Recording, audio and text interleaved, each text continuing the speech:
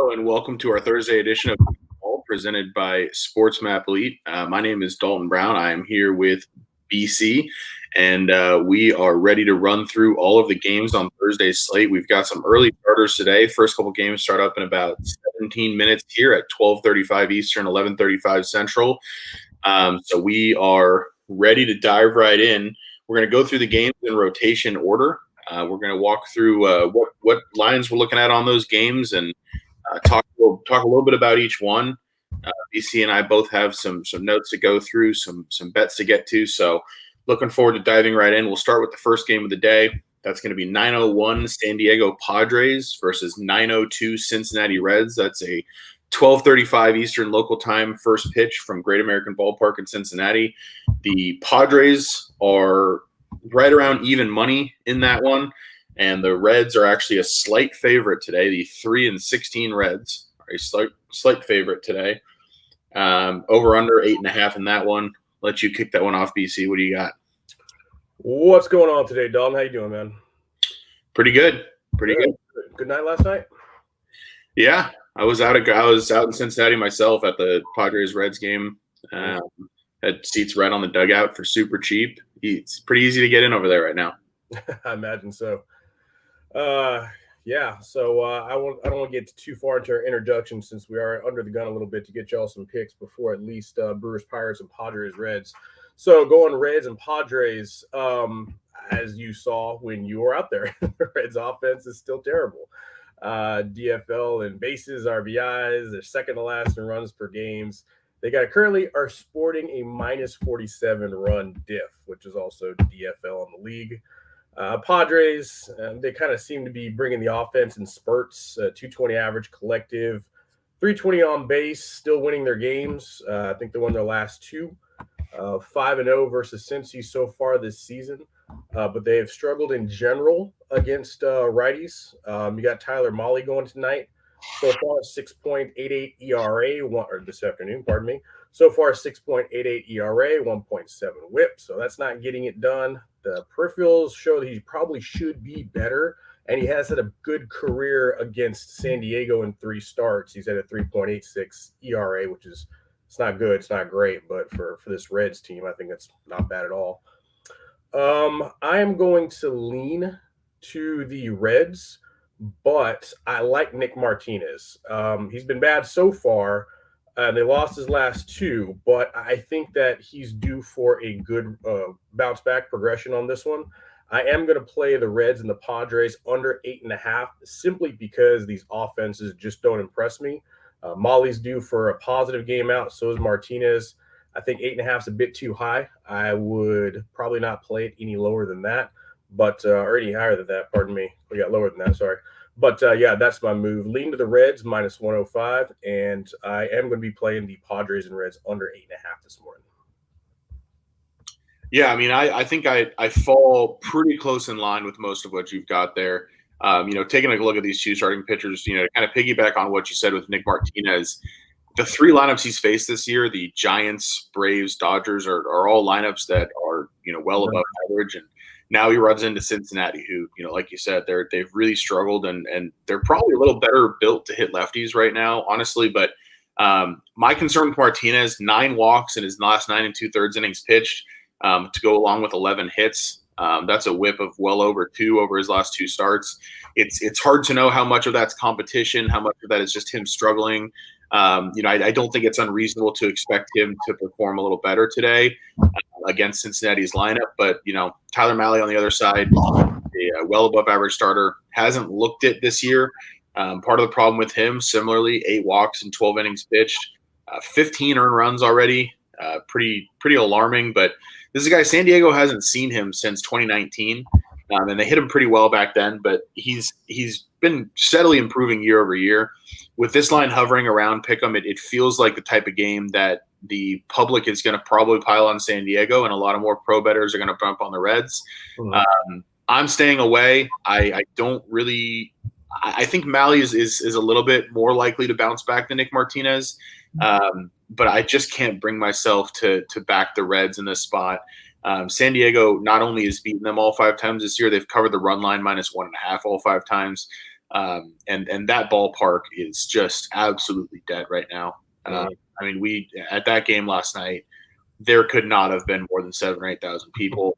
I mean, you walk up to a concession stand, there's just nobody there. And you're looking at a middle of the day start on a Thursday today. I mean, they might as well be playing in a COVID ballpark. So there's just not going to be a lot of juice for the Reds. So I don't know. It's kind of a game that just looks gross to me. Yeah, same. You brought up something you said just a second ago.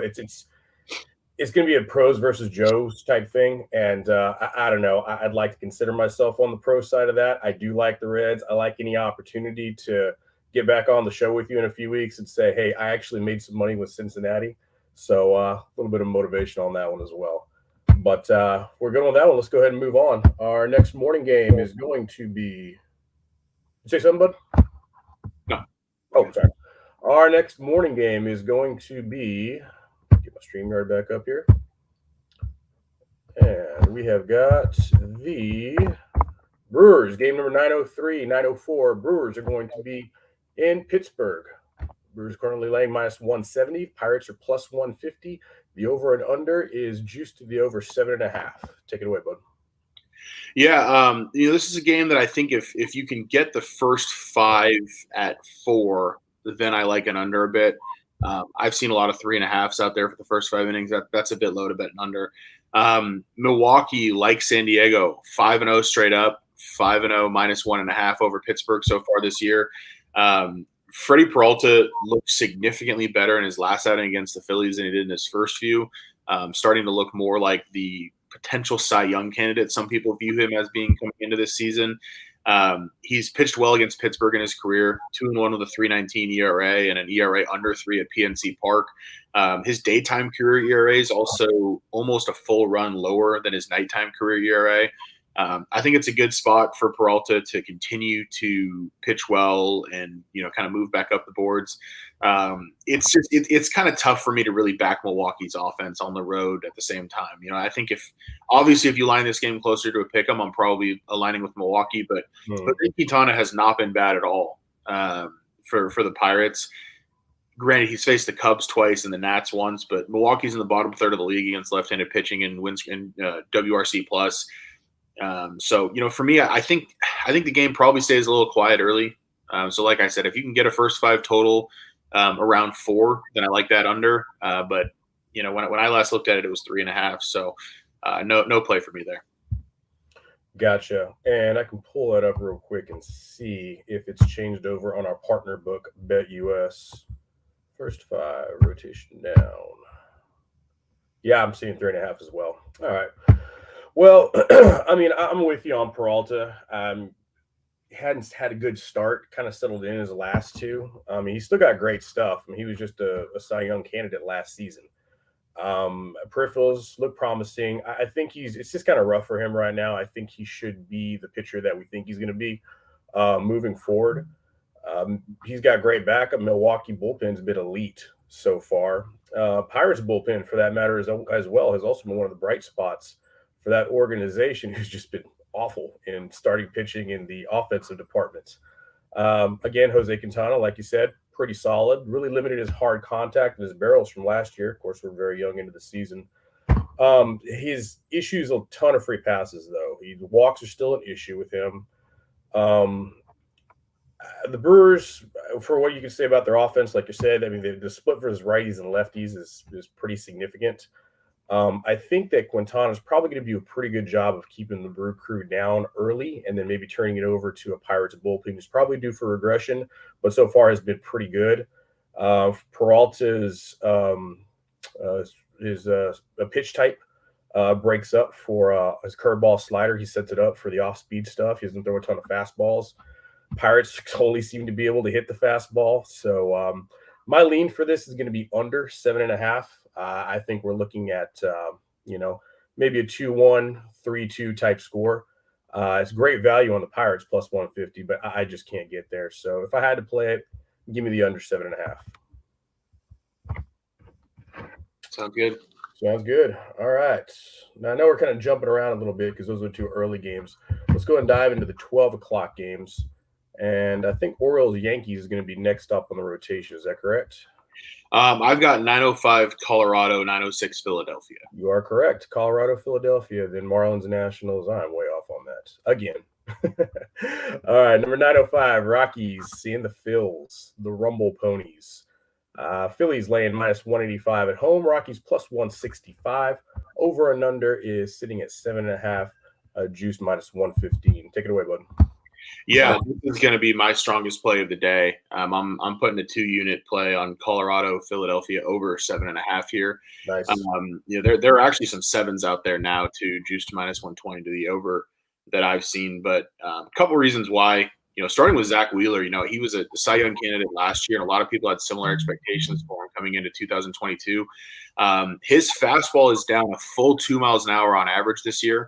And now, you've got 3 starts of sample size on that. That's definitely a concerning trend for him. In fact, all of his pitches are down in velocity except his changeup, which doesn't necessarily do him any good. And it's really been costing him. I mean, you look at his last 2 starts, 15 hits, 11 earned, only 8 strikeouts between the 2 starts combined. He's clearly not the pitcher he was in 2021. And it's not to say that he can't get back there. But we haven't seen it yet this year. And so I don't think we're in a position to bet on that happening today. It's a Colorado team that's already lost 3 games in the series, and it's an offense that's actually – we think of Colorado as a team that can't hit on the road. Right. Their WRC plus on the road this year is 104. It's actually been an above-average team on the road this year. All the way around this time so far. Yeah, so I think the Rockies are going to come in ready to capitalize today. I think it's going to be a focused offensive effort. You look at Philadelphia on the other side. They're taking on Austin Gomber, getting the start for Colorado, and he looked pretty sharp in his last start at Detroit. Didn't have any walks, struck out 8, 6 scoreless innings, but he was significantly less effective in his first couple starts against the Cubs and Rangers. And the truth is probably somewhere in the middle on that. But the Phillies offense has put up 25 runs in the first 3 games of the series. They've just been really hitting the cover off the ball, and they're 4th in WRC plus in the majors against left-handed pitching this year. And then, once these 2 starters are out of the game, Colorado's got the highest bullpen ERA in the league. Philadelphia, second highest. Oh, yeah. To me, the only reason we're seeing a total here, I think there are 2 reasons we're seeing a total here below 8. Number 1, the general trend of games going under early this season. Mm-hmm. Number 2, the name recognition with Zach Wheeler. Mm-hmm. I think this is an opportunity to take advantage of books over adjusting numbers downward. And it's an opportunity to take advantage of the fact that I think most of the public probably sees Zach Wheeler, thinks under, doesn't take a look at the peripherals. And I would make this literally 8.5 or 9. So catching a number at 7 or 7.5, it's my favorite bet of the day to go over here. Awesome. I'm looking at Bet US right now. They have got a 7 with only a nickel juice on it right now. Wow. So yeah, so I am taking that with you. I'll plug that in real quick. And I'm just gonna straight tell you on that, man. I mean, you hit everything that I was gonna touch. I don't have a whole lot of faith in Austin Gomber. 2.53 ERA, the 1.39 FIP. Promising the walks are going to be an issue, but I mean, as soon as he's out, Colorado worst bullpen ERA. Philadelphia second worst. Zach Wheeler due for some positive progression, perhaps. I just can't get behind either one of these offenses right now. If I think someone's going to win the game, I would say there's a major edge for Philly. Their hitting versus lefties as opposed to the Rockies versus righties is pretty significant, but get out of here with that juice, $1.85. So that being said, I mean, yeah, you're right. I think it's a major over adjustment on those books. I'll definitely tell you on that 7. And just so everyone is kind of aware, currently so far in the young season, the unders are currently hitting at 59.2%. Favorites are cashing at 60.4%, but they're only covering the run line 47.5%. So just something to keep in mind if y'all are kind of waffling on a total or on a favorite versus taking a dog. Yeah, one more note on that too. You said unders are hitting 59% this year. We've seen sports books since the first week of the season, the average total has dropped almost a full run in what they're dealing. And Nice. in the last 4 days, we've seen unders go from, I think it was about 62.5% on the season, now about 59%. So we are starting to see some market correction there. Mhm. And, it's funny that the first few times we did this show, I was talking about how I wanted to stay away from overs. But Not so much anymore. I'm a lot more willing to bet them now. and now we're on the other side, right? I mean, it's Vegas don't take long, do they? They don't take long at all to make the correction. So you're cashing real well until they started moving numbers down. So yeah, looks like we're kind of right back to just trying to find some soft spots in these games. All right, moving on to our next game. We have got 907, 908. Miami Marlins at the Washington Nationals. Nationals are home dogs of plus 135. If you want the fish, minus 150. Over and under is juiced to the over minus 120. Oh, juiced, right. Over and under is 8 juiced minus 120 to the over.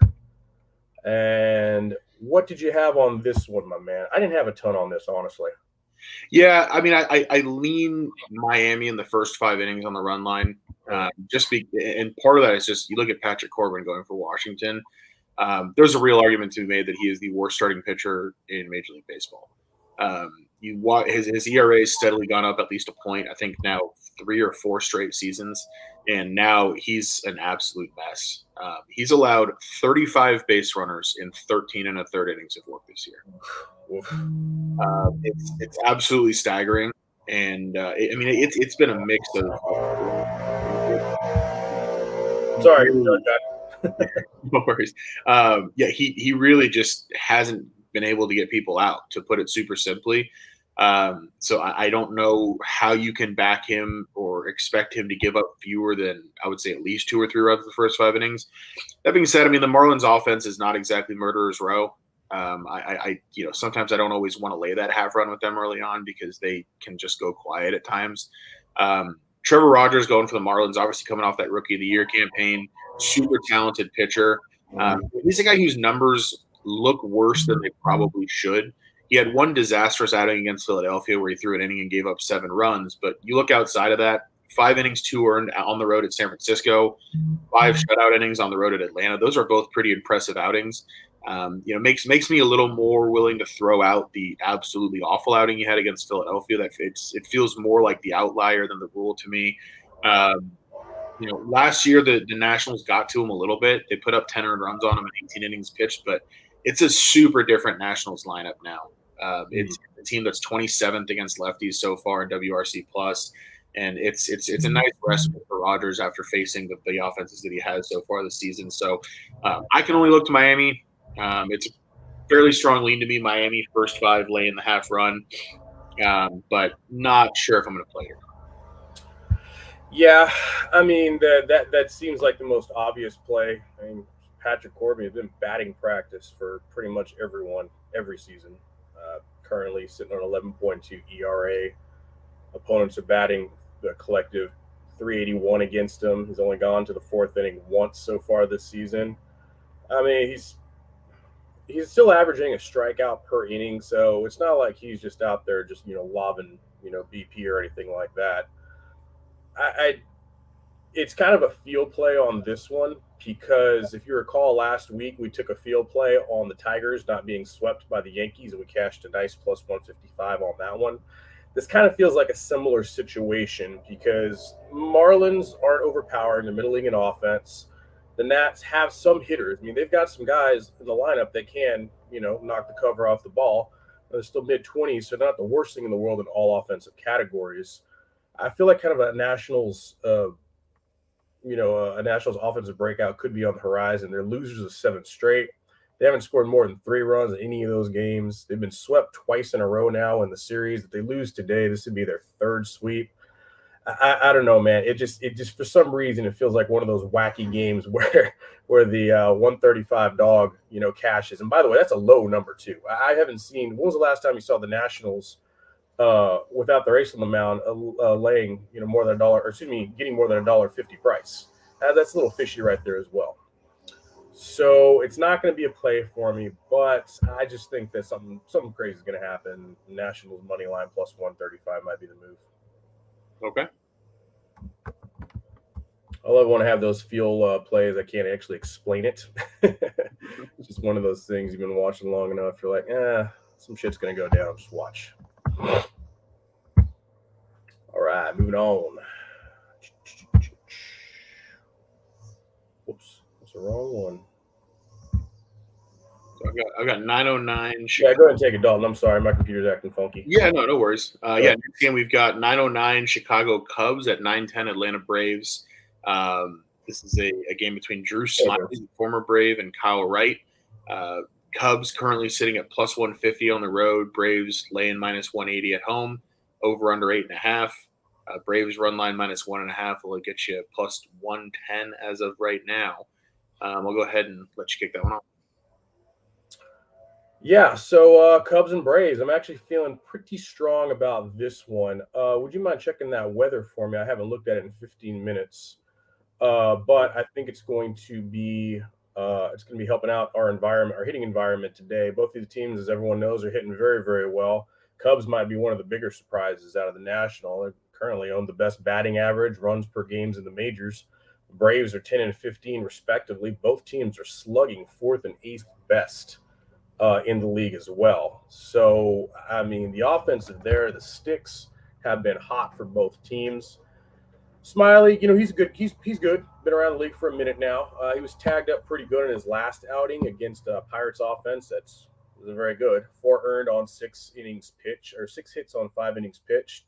Long ball's been an issue for him. That's not good. It's not good at all against these Braves. Kyle Wright, good, pretty good since he left the Braves, I should say. Been was mediocre with the 2 seasons he did over there. I think he's probably due for some regression.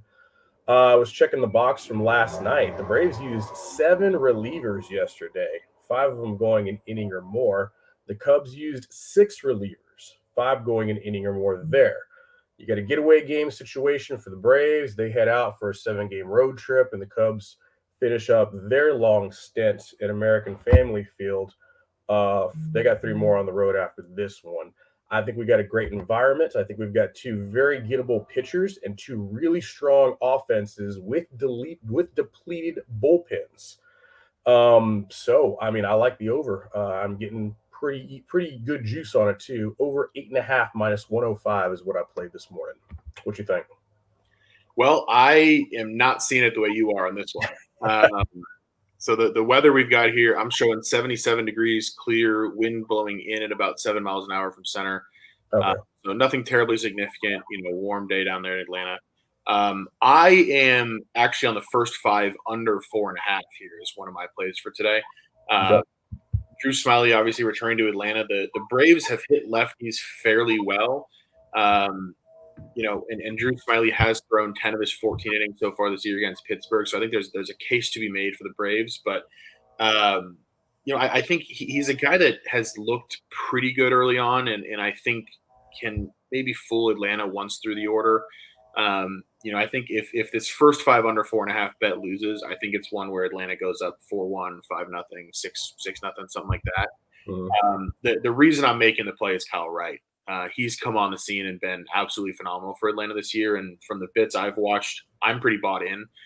He's thrown 12 innings at Truist Park this year, hasn't allowed a run there.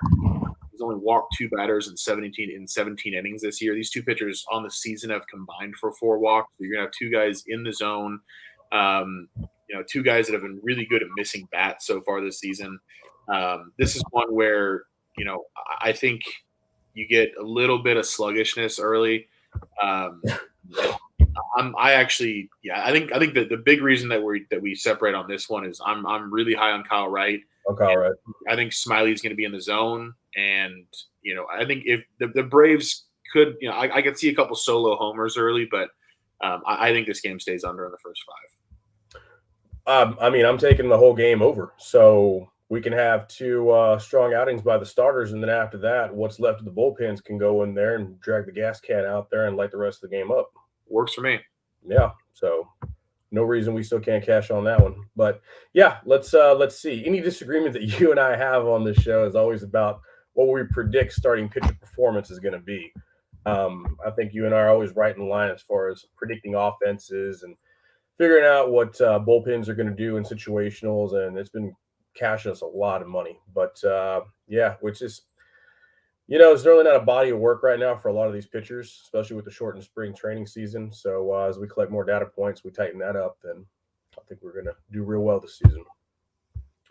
All right, moving on. We've got number 9-11 and number 9-12 Diamondbacks going to be in St. Louis. Cardinals laying -170, Diamondbacks +150. The over and under is 7.5, and juiced -120 to the under. Go ahead and start us off, D.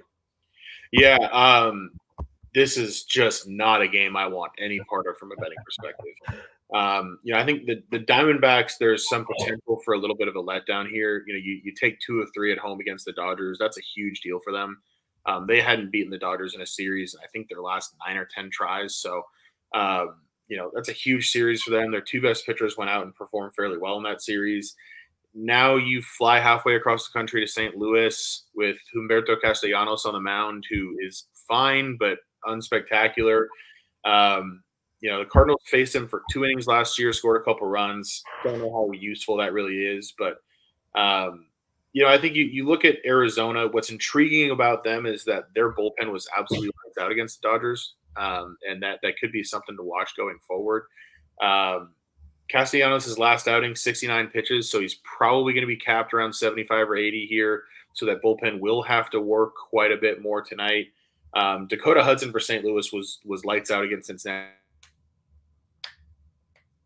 in his last start, but really, both teams are in the bottom third of the league against right-handed pitching as far as their offenses are concerned. But this is one of those games where between Humberto Castellanos and Dakota Hudson, I don't feel like I have a great read on either guy. They both feel like they could go out and throw 5 scoreless. They both feel like they could blow up. Cardinals being a moderate to significant favorite feels about right. I got nothing. Yeah, I mean, same over here. Same over here, man. Humberto Castellanos, pretty good. A lot of walks, but he did pretty nicely against the Mets lineup. 1-1, walked 1, struck out 5. Dakota Hudson, again, average. More of a contact pitcher and puts a lot of ground balls down. Pitched well against Cincinnati. That's a crappy offense.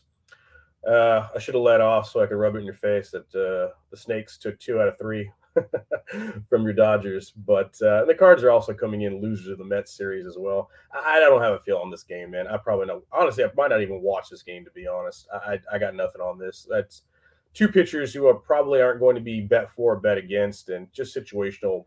If I get enough value on the Diamondbacks, +150 is not enough value, by the way, then I'll be looking that way. And if the Cardinals can, get their offense back on track like they were, a week ago, then shit, by all means, man, I'll ride them again. But I got no play on this, bro. I got nothing. Sounds good. All right. Moving on. We have got rotation number 913, 914. The Orioles going to the Bronx to face the Yankees. Yankees laying a monster -215 to the Orioles +185. The over and under is juiced over 8 -120. Take it away, bud. Yeah, so the one factor that throws my whole handicap out the window here, when I looked last night, we're looking at 18 to 20 mile an hour winds out to right field. I was just checking that right now. And the Yankees have been peppering that short porch with a lot of home runs with expected batting averages under 400. We saw Rizzo the other day go for 3 of them. One of them, I think, went like 340 feet. It's a gimmick down the right field line, and it's something that they can take advantage of. It's a shame because this is actually a game where I was intrigued on backing Baltimore. Zimmerman threw 5 scoreless against the Yankees already once this year. In 15 innings pitched on the season, he's only given up 2 earned runs. He's looked like a really solid pitcher. He's done that against some decent teams, the Angels, Yankees, Brewers. He had his ups and downs against the Yankees in 2021. He was competitive, reasonably okay. Jameson Taillon was, he faced Baltimore last week as well. He did all right. 2 earned over 4 and 2/3. He's been decent. He's a guy who'll go out there. He'll give you 5 innings, maybe 6, 2 runs, 3 runs. So I think Baltimore in the first 5 innings is intriguing to me. You can get a fat number there. I think last I saw was plus 180, and I'm sure that run line's pretty juicy too. You can probably get them, plus half a run at better than even money. Um, but at the end of the day, that wind out to right field is taking me both off my interest in the O's and off what I would have been interested in the first 5 under at 4.5 as well. I just really don't want to get involved. It feels like the amount of variance you're adding to the game in that ballpark with that wind and the way the Yankees are built to kind of just like play pepper off that second deck. Um, I don't know. I lean Baltimore, lean first 5 under, not getting involved. Yeah, it's chilly temps, strong wind, 20 mile an hour. Can definitely add some carry blowing straight out to right field. Yeah, that's that kind of torpedoes any expectation you have from that bandbox of high fly balls, just creeping over into the first row, into the second or third row. I mean, Zimmerman has looked good through three. He's averaging over a strikeout per inning. He's probably going to hit some regression. I mean, this is still a guy who had an ERA over 6 on the road last season, career FIPS over 5. Last year, he was, solid bet against pitcher. He's good so far, though, but I mean, how's that going to do against this Yankees lineup and with those kind of hitting conditions out there? James Talion, he's just somebody that I prefer to only really back when he's at home. His ERA was a whole 2 points lower at home last season. Yeah, Yankees are mashing right now. Second best offense at home in terms of WRC plus, third best at home. Lefties, I think all of their starters have just been crushing it. They're all over 100 on WRC. Credit to Action on that stat. And Orioles aren't hitting quite as well, but both bullpens have been playing well. I don't see a real big advantage on either side here. The value on the Orioles is definitely where you want to be, but the Yankees are just a much hotter offense right now. There's no way in hell I'm laying that juice.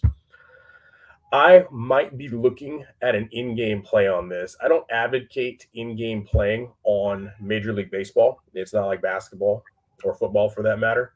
But that being said, that first 5 over 4 is already juiced minus 120. I think if we see that ball carry like we think it is with those hitting conditions, we could be in for an over just based on both these offenses starting up. So maybe there, but I don't have a play overall. Oh, and the first 5 on the O's is plus 175, or you can get the half run for plus 20. So not bad value right there either.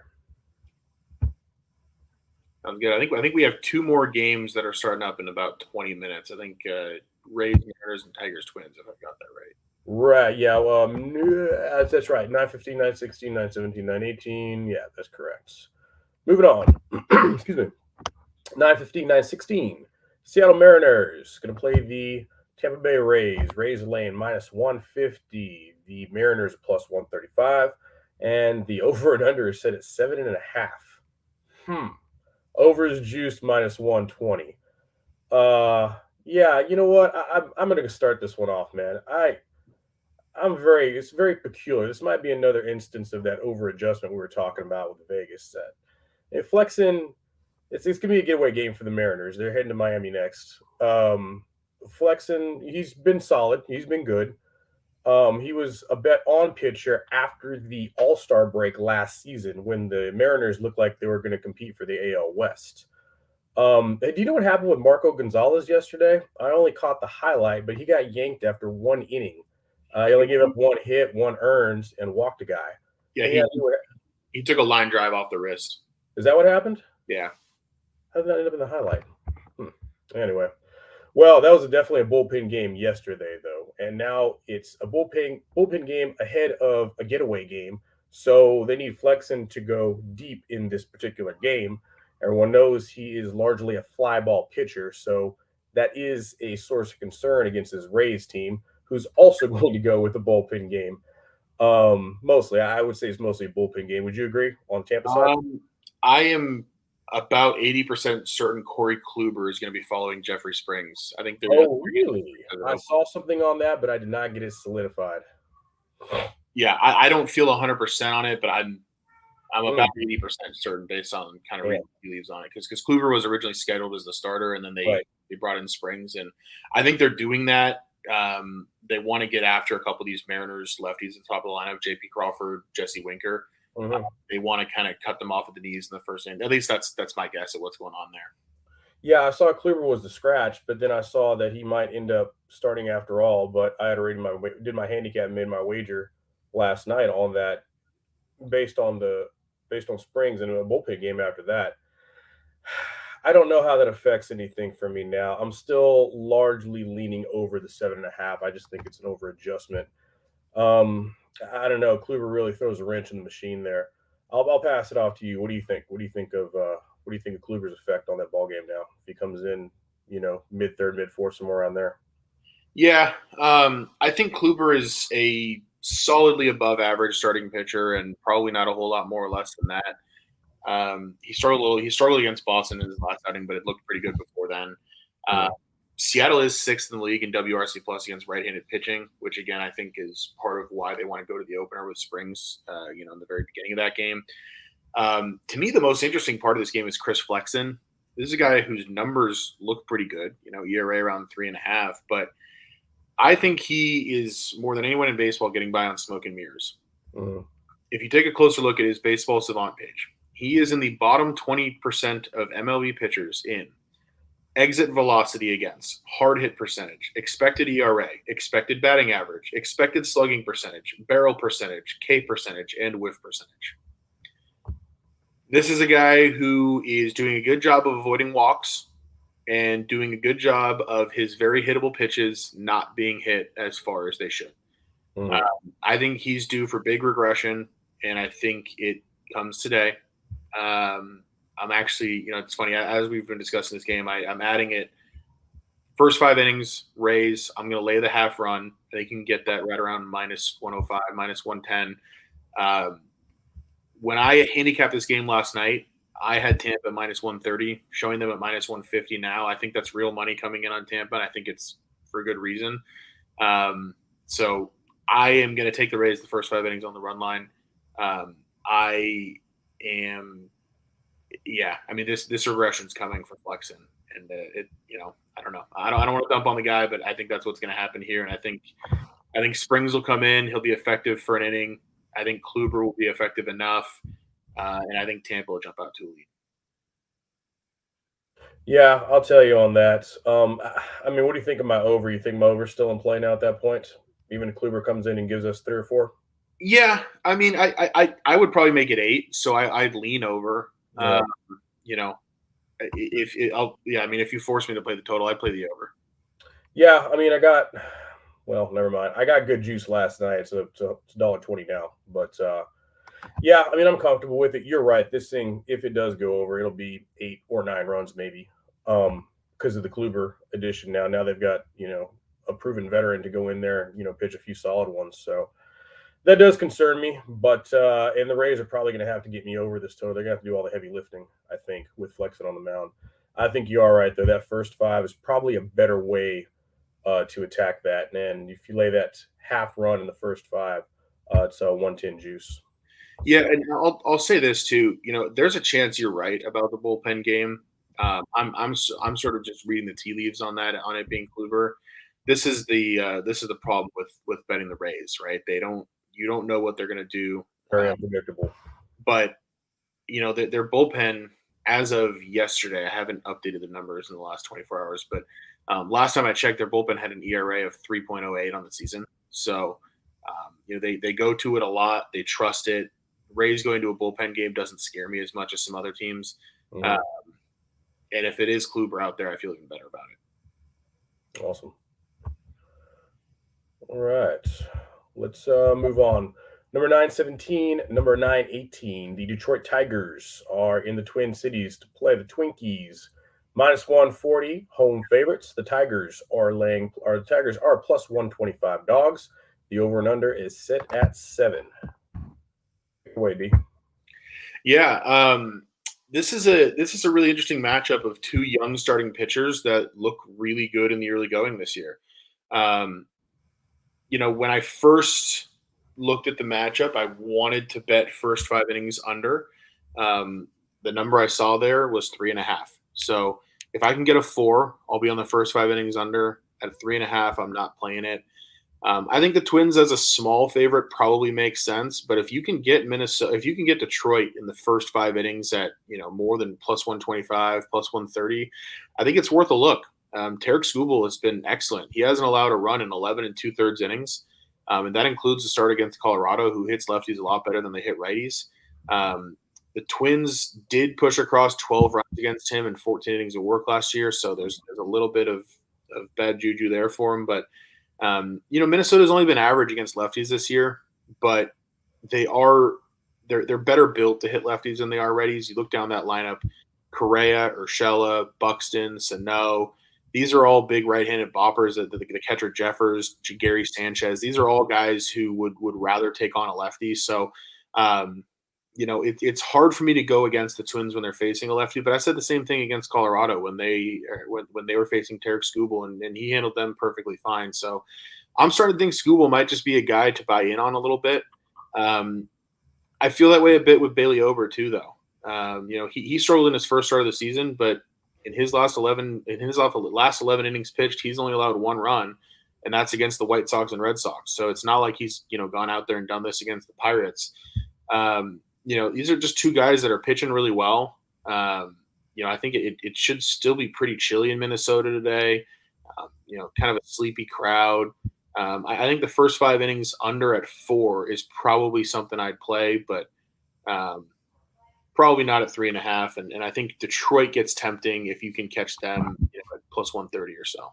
Mm-hmm.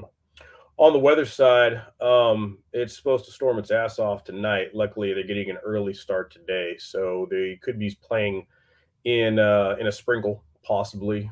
Like you said, cold temps in the 40s.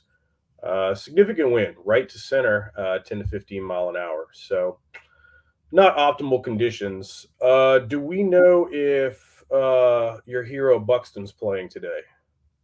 I don't see him off the reports. He's been playing for the last week or so. Okay. He is definitely my hero. He at 28 to 1, he is going to win the MVP this season. And so the Twins are going to take Rookie of the Year too. Joe Ryan's going to win that Rookie of the Year. He's already making his case.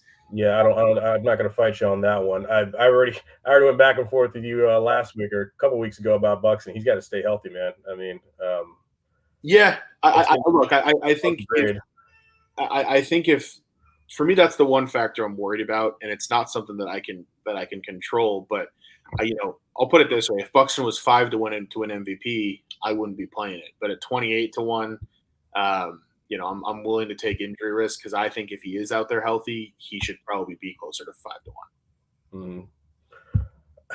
Even if Buxton plays or doesn't, I mean the what do you call it? The Twins, they've been crushing it. 6 straight, the 10 runs without much a contribution of much from Correa or for Buxton. Probably going to sweep. I kind of feel like this is going to be one of those games where the Twins break out late. The Tigers have been kind of anemic lately. They've only played, 8 runs in the last 4 games, all losers on top of that. I know I like to fade a potential sweep, especially when you have, an undervalued team like the Tigers, but I just don't see it getting done this time around, especially because they depleted three of their top 4 or 5 arms yesterday in that 5-0 loss. I'm not quite sure why they did that. The Twins didn't spend their best arms. I think they used 2 guys mid-tier. Tigers used three of their top 4 or 5 guys. Skubal probably has an advantage over Ober, but Ober's throwing well as well. I mean, I lean pretty hard on the Twins on this one. Mostly, obviously, they have the edge. I think buying at minus 140 isn't a terrible deal right now, especially because they've just been crushing the Tigers and they're playing so badly right now. I'm gonna have a play on that. I checked the weather. I don't think it's gonna affect us adversely one way or the other. But Twins money line, that's going to be a play for me. I'll go ahead and lay the 140. And I'm actually quick note there also. Buxton is out of the lineup today. Okay, he's getting a day off. I thought he was. Yeah, I will say, looking down their lineup today, there are some not so household names in it. You've got Celestino in center, Trevor Larnach DHing, Ryan Jeffers behind the plate, Kyle Garlick playing left field, batting fifth. So you're as far as household names, you're really relying on Correa, Arias, Urshela, Kepler, Polanco, and a couple of those guys have been pretty darn cold to start the year. So just something to look out for there. And like I said, if I can get a first five under at 4, I will be on that under. I don't hate betting Minnesota for the game. Detroit. I think Detroit, unless they hit a homer last night, they have 8 home runs all season. They're just not hitting for power, and I don't think that changes on a cold day in Minnesota today. So I don't mind that. I'm looking for your first 5 right now. Yeah, I can't find a 4 anyway, brother. It's going to be just 3.5. Yeah, I'm off at 3.5. 4 probably play. 4.5 definitely be a play, but I don't think it ever even appeared. So I can't. I'm not going to go look for the opening right now, but something tells me when that weather report came through, it probably dropped at the half run. Just a guess, but regardless, I think the Twinkies pull it out, finish the sweep. Buxton or no Buxton, as I said, he hasn't really been contributing much since in the past couple of games, anyhow. All right, moving on. Number 919, number 920. Houston Astros finishing up over in Arlington against the Rangers. Rangers, 145 home dogs, and the Astros are minus 165. Over and under is 8.5. What you got on this, bud? Yeah, I am going back to Houston with this one. Justin Verlander looked a bit more human against Toronto. But I think he's a guy that I want to play after a not so great outing. I think he's going to bounce back in a big way today. Texas is an infinitely better offense against left-handed pitching than against right-handed pitching. They are 28th in WRC plus against righties on the season. They are 8th against lefties. They're catching Verlander pissed. Houston's bullpen's a bit thin, so I want to play Houston in the first 5 here, lay in the half run. It's also anytime the Houston Astros are facing a left-handed pitcher, my first look is going to be how do I want to bet on the Astros, not even do I want to bet on the Astros. And a guy like Martin Perez, who's kind of a soft tossing lefty, he's not going to blow anybody away. I think Houston can at least scratch across 2 or 3 against him in the first 5 innings. I don't think you're going to need more than that with Verlander on the mound. He faced Houston twice back-to-back last year when he was pitching for the Red Sox. Really weird. His first outing out against Houston, he pitched into the 8th, gave up nothing, and then got absolutely shellacked in his second outing against Houston. I just don't think there's that much to take from that, but Houston overall against lefties absolutely smacking them around. So this is just really a simple play for me. Houston, first 5 innings, laying the half run. I think it's available minus 115 or so. There you have it. Yeah, I'm with you, man. I think Verlander is going to Verlander today. I'm all about laying the half run and only minus 120 juice with the first ballot Hall of Famer. And you are right. He looked human last outing against a super potent Blue Jays lineup. 2 home runs back-to-back. They lost the game. It was the bullpen's fault. It's been the bullpen pretty much for this entire series and in the Toronto series as well. That was back at Minute Maid. Even last night, Stanek, he tried to blow it as best he could. Until we get Presley back in that bullpen, it's going to be a liability. Excuse me. More importantly, the Astros are actually starting to show a little bit of semblance of the offense that we thought they were going to be this season. Or maybe they're just playing the Rangers, who have the worst bullpen, in baseball, or excuse me, one of the worst bullpens in baseball. It could be one or the other, but we all know that the hitting and the power is there, and hopefully this is the series that they're really starting to put it together.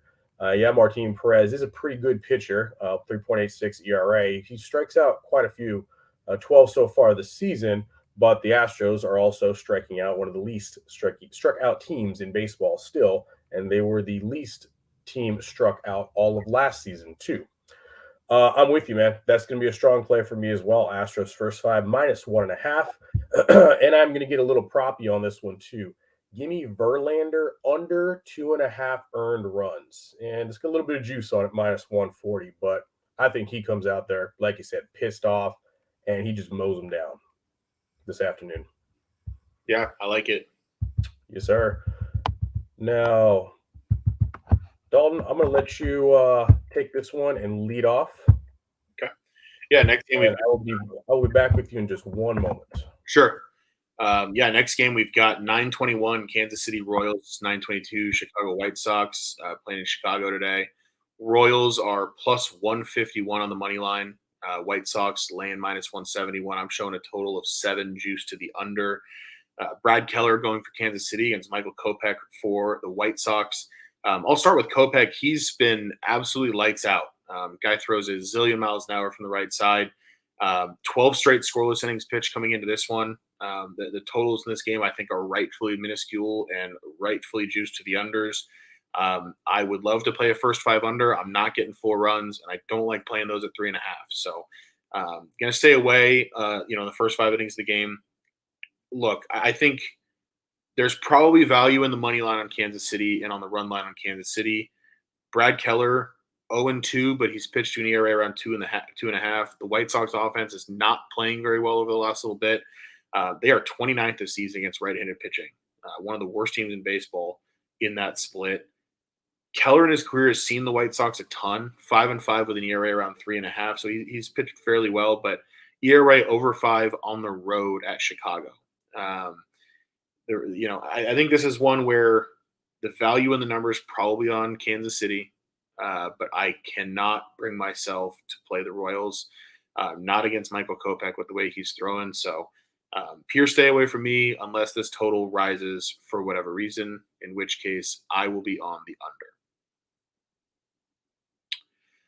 I am going to go ahead and jump into the next game. And when BC gets back, we'll get any thoughts that he had on Royals White Sox. Next game on the board, we've got 9:23 Boston Red Sox, 9:24 Toronto Blue Jays from Rogers Center. Hey, BC. Hey, what's up, man? Do you have anything to add on the Royals and White Sox? Yes, I did have one small play. Excuse me. Action has posted the no-run first inning records of some of the starting pitchers so far this season. And we've got 2 of them that are undefeated, going with Kopech, and Keller. Royals, we all know, have a garbage offense. They get on base, they just don't hit for power. White Sox finally win one yesterday. That's their first offensive explosion they've had in pretty much all week. Both pitchers are 3-0 to no-run first inning. Kopech actually goes back 11-1 to 2018, and Keller's opponent batting average for the first 3 so far this season is .045. And I just double checked the wind. It is still blowing in 10 miles an hour. Pretty modest juice in my opinion. No run first inning -145. So I'll be on that for some pizza money. I'll join you there. I like that a lot. Mm-hmm. Yeah, I was just talking about how I wanted a first 5 under, and again, we're looking at a 3.5. I think the books are catching on to us there, but it'll adjust back with time, I think. So next game that I was just jumping into introducing was 9:23 Boston Red Sox, 9:24 Toronto Blue Jays. I was showing the Blue Jays at -148, Red Sox at +128. Looks like we might have seen those lines come a little closer together now, which I think makes sense. Total over under 8, juiced a little bit to the under. I see you're showing 9 there. That's interesting. Garrett Whitlock going for Boston, Alek Manoah for Toronto. I'll let you go ahead and start off there. Yeah, I'm very curious to hear your opinion of Garrett Whitlock. I mean, he's a very interesting talent. 18 strikeouts and 13.2 innings pitched. Now, obviously, he was doing some work out of the bullpen. He's only got 1 start, but I mean, this guy's got some stuff, man. I mean, he's an electric pitcher. How many innings do you think he goes today? Well, he threw 48 pitches in his first start, which was his first start. So I don't think they're going to extend him beyond 55, maybe 60. That's what I was thinking too. And you figure that probably gets you 4 innings. So that's about what I expect. I mean, he's only thrown 8 2/3 innings all year. He has given up 9 hits, which is a little more than I'd like to see. But like you said, the stuff is there. The strikeout numbers are there. He misses a lot of bats. So, I think he'll probably perform pretty well in the first part of this game. And Boston's bullpen has been a little better than I thought it would be. It's been right around average so far this year. I think Mhm. about right around 3.6. Um, on the other side, Alek Manoah on the bump for Toronto has been. I mean, you could make an argument he's right there with Gaussman as the ace of that staff. Uh, and Boston's really struggling against righties overall. I've talked about Right. it in the last couple episodes. He just Mhm. they really have not been hitting right-handed pitching, and we saw it again against Kevin Gaussman the other night. Um, Manoah, 11 innings, 3 earned runs, and 2 starts against Boston last year. Really solid. He seems to get up for these games against the Red Sox and Yankees. Um, I think first 5 under 4, very attractive. The money line with the Blue Jays as a small favorite feels about right to me. So that's where I'll be looking. First 5 innings under 4 runs. Yeah, I don't think we can say enough good stuff about Alex Manoah right now. Something that you're getting out of him that you're not getting out of a ton of pitchers right now, and mostly it's manager elected, but he's going length, man. He's going 6 innings. ERA still, 2. Opposing batters hitting 188 against him. He's striking out 25% of the guys he faces. And you get those kind of results at length. And then you got your other, your young stud on the other side who's only going to pitch, like you said, 50, 60 pitches. Maybe because this Blue Jays offense is so potent, they might even get to him a little bit early, and we might be seeing that shaky bullpen from Boston come in. And even if that's not the case, it's still a clear edge for the Jays. And they're top 7 in all major offensive categories right now as they absolutely hammer righties. And head to head, 4-1. They've been close games though. Scoring diff for those 5 games they played so far is 2 runs. So that obviously excludes the run line, but if they're going to only give me the Jays money line at minus 130, then I think that's a very obvious play. Maybe a bit square, but all arrows point towards the Blue Jays really getting after it once Whitlock uh, exits the bump and they start bringing in some of those bullpen guys. Yeah, I don't mind it. I'm a little less eager to lay the juice. Just something about the way Boston's been hitting late in games in this series. I've watched a weird amount of this series. They had a nice comeback against Toronto in the first game, and I don't know. I'm not as comfortable with it, but I will say if you made me bet the money line, minus 130 feels pretty cheap for Toronto. So I don't mind it at all. Yeah, we might look back and relish those 115, 120, 130 money lines that were given with Toronto once they really start exploding. All right. I think this is our last game. Is that correct? Yep. All right. Let's finish out strong. Did a pretty good job. Just couple ticks under an hour right now. Last game, guys, 925, 926. The Guardians are going to play the Angles. Good job, Brandon. Good job. The Angles are minus 156, and the Guardians are plus 141. The over and under is set at 9, juiced under minus 120. What are your thoughts on this, DBJ, DJB? Yeah, I mean, again, this series has just not been interesting to me, and this game's not all that different. Look, I mean, Reed Detmers on the mound for Anaheim is not a major league pitcher yet. Mm-mm. He just hasn't looked the part since he got called up early last year, and it's a shame because the Angels, I think, are not doing any favors to one of their top pitching prospects by bringing him up and letting him get knocked around for what'll probably end up being about a year and a half. But um, Cleveland's also markedly below average against left-handed pitching. They were one of the worst in the league against lefties last year. That's continued this year. So maybe he does all right, but it's hard to imagine him giving up fewer than 2 or 3 runs. Jose Ramirez is hot. He had 2 home runs last night. I could see him getting after Detmers. On the other side, I think Cleveland does have the pitching matchup advantage here with Cal Quantrill, but he's somewhat of a run of the mill righty. I don't get excited to bet him. He's certainly better than Detmers, but he's not some star. Both bullpens have been middle of the pack. Anaheim has WRC plus of 130 against righties this year, so I don't really want to back a righty against Anaheim. Um, Honestly, neither one of these teams is very attractive to me today.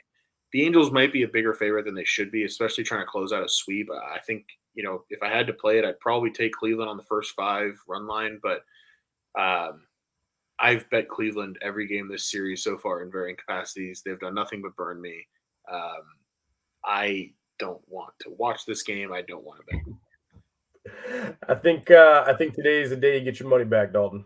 I mean, Kyle Quantrell, $1.30 dog to Detmers. I mean, what are we doing here? That's insane to me. I mean, the guy barely played. I think he had maybe one or two starts in AAA, owning a 6.5 ERA, 12 innings pitched. He's allowed 2 runs or more in every single one of those starts. He made it to the fourth inning just once. He's averaging over 4 walks per his 8 starts. I mean, Quantrell is nothing to write home about. He's been rough on the road, but he's been pitched pretty damn well. And considering who's pitched against, the LA Dodgers and the New York Yankees, I mean, he's actually, I would give the curve to him to that he actually did an outstanding job. And this Angels lineup, I mean, they got a lot of potential to hit, but they're just not doing it right now. I can't get over Reed Detmers. That's crazy. Are you kidding me? He's laying that much? That's insane to me. Guardians, first 5 money line plus 130. It's probably going to be a pretty large play for me as well.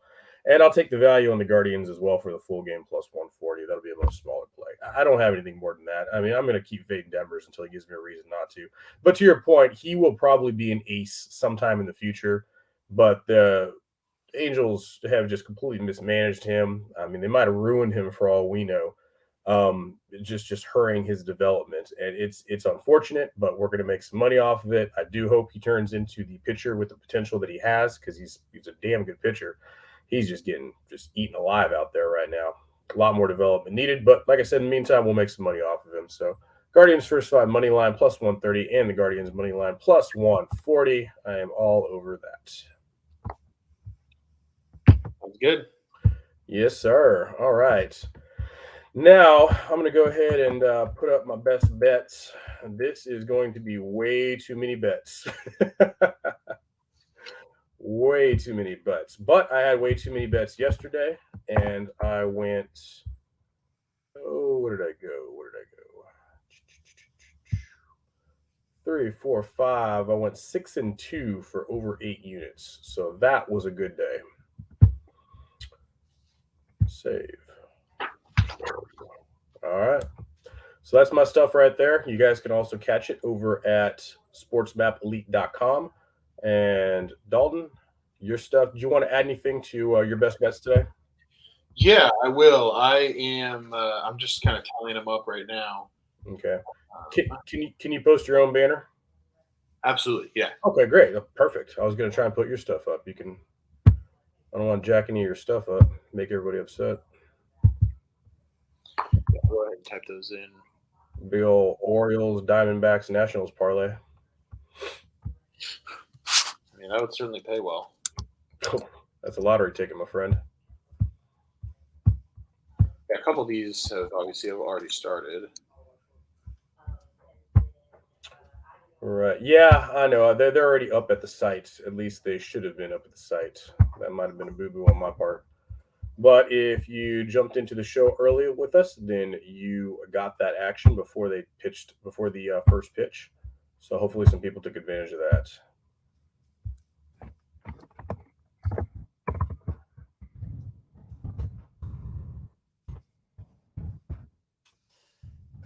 Got my 4 top bets in there as well. Nice. All right. Yeah, I need to put all this stuff over on the site. That's my bad. Here we go. Put them up as a banner. Beautiful. There you go. See, when you have modest, well thought out bets, and you're just not spraying the board like I just did.